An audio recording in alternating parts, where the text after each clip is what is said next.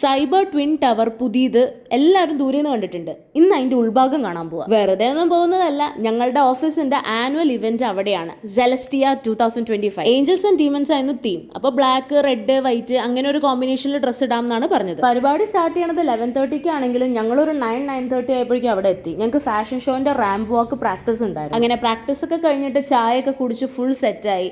ആൾക്കാരൊക്കെ വരാൻ തുടങ്ങിയപ്പോഴേക്കും ഞങ്ങളുടെ ലഞ്ചിന്റെ ടൈമായി. അപ്പൊ ലഞ്ച് നല്ല വിഭവകരമായിട്ടുള്ള കുറേ ഐറ്റംസ് ഉണ്ടായിരുന്നു.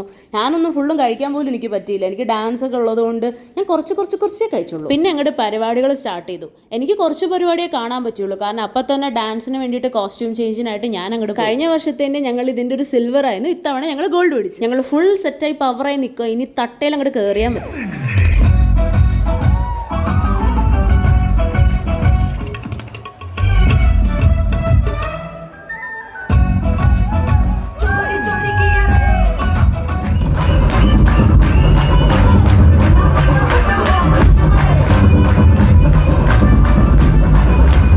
അങ്ങനെ ഒരു പവർ പാക്ഡ് പെർഫോമൻസ് ആയിരുന്നു. അതെല്ലാവരും പറയുകയും ചെയ്തു. ഞങ്ങൾ നല്ല എനർജിയിൽ ഫുൾ അടിപൊളിയായിട്ടാണ് കളിച്ചത്.